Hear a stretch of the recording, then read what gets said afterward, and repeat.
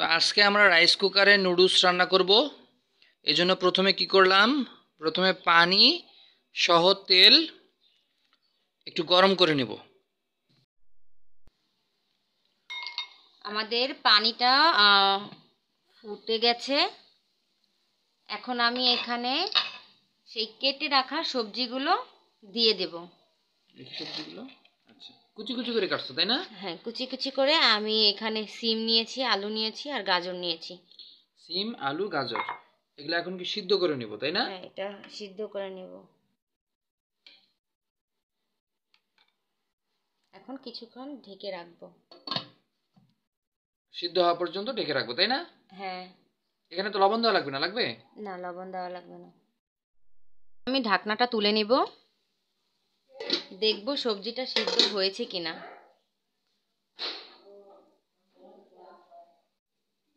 হ্যাঁ, এখন আমার সবজি 80% সেদ্ধ হয়ে গেছে। এর মধ্যে আমি নুডলসটা ঢেলে দেব।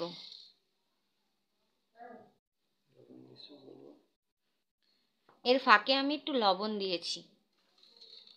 এখন আমি একটু নেড়ে চেড়ে নেব সবজিটার সাথে।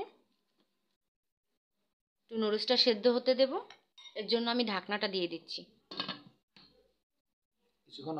কিছুক্ষণ অপেক্ষা করব। এখন ঢাকনাটা তুলে নেব, দেখব যে নুডলসটা হয়েছে কিনা।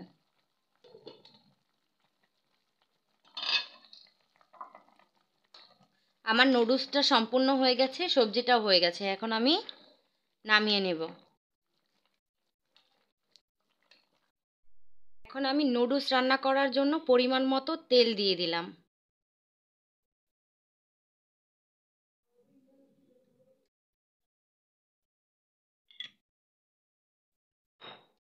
এরপরে আমি কিউব করে পেঁয়াজ আর কাঁচামরিচ কেটে রেখেছি, এগুলো দিয়ে দেব।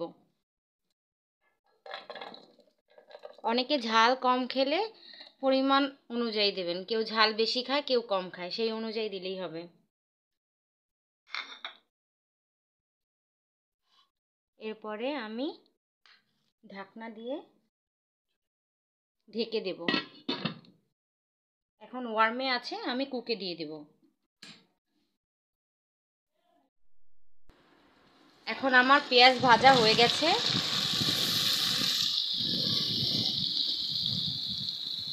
এর মধ্যে এখন আমি সেই কিউব করা টমেটোগুলো দিয়ে দেব।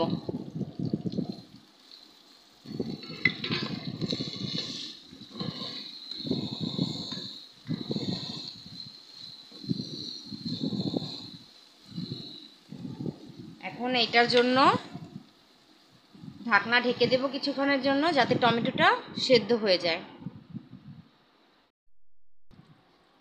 এখন আমি ঢাকনাটা তুলে নিচ্ছি, দেখব কি অবস্থা। আমাদের টমেটোটা হয়ে গেছে।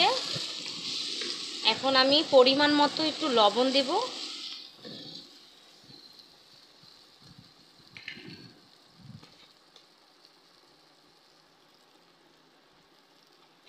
এটা ডিমটা দিব তো, এর জন্য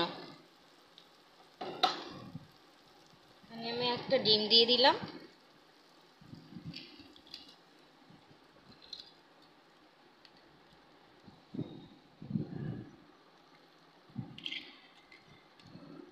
ডিমটা দিয়ে আমি একটু নেড়ে চেড়ে নেব।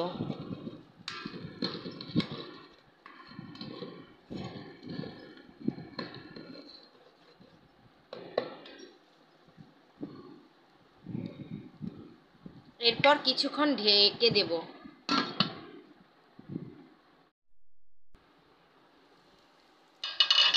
এর মাঝখানে আমি একটু নাড়াচাড়া দিয়ে নিয়েছি। এখন আমার প্রায় হয়ে গেছে। আমি এখন নুডলসের মশলাগুলো দিয়ে দেব।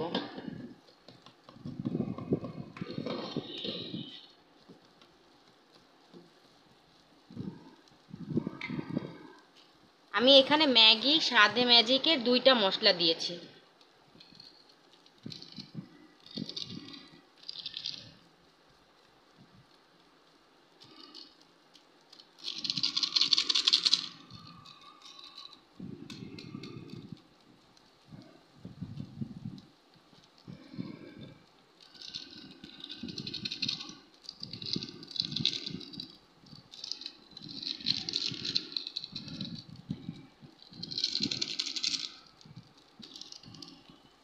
এরপরে নুডলসে থাকা একটা মশলা সেটাও দিয়ে দিচ্ছি।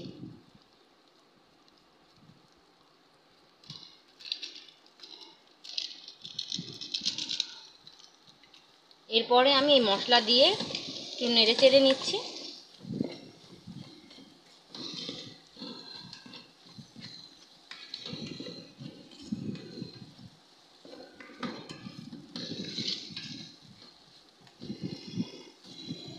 এখন আমি এটার মধ্যে নুডলসটা ঢেলে দেব। আমি এখানে 200 গ্রাম পরিমাণ নুডলস নিয়েছি।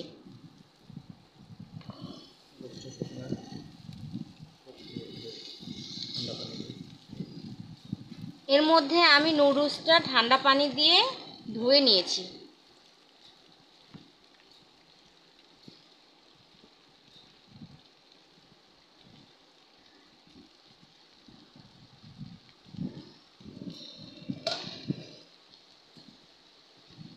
এরপরে আমি একটা হাতা দিয়ে ধরে নুডলসটা নেড়ে নেব, মশলাটা যাতে সম্পূর্ণ নুডলসের সাথে মিক্সড হয়।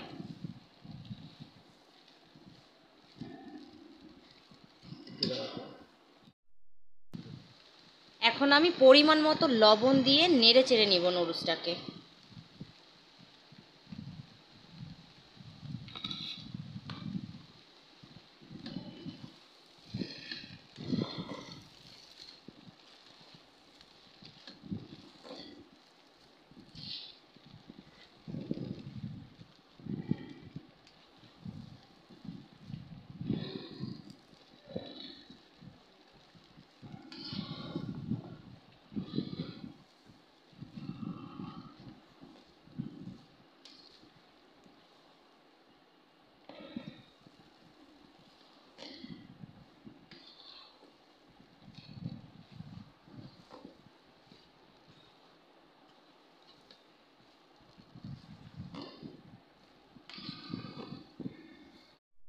রান্না প্রায় শেষ, এখন পরিবেশনের পালা।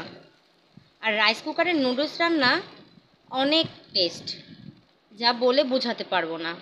আপনারা চাইলেও রান্না করে দেখতে পারেন, আশা করি ভালো লাগবে। হয়ে গেছে আমার রাইস কুকারে রান্না করা নুডলস।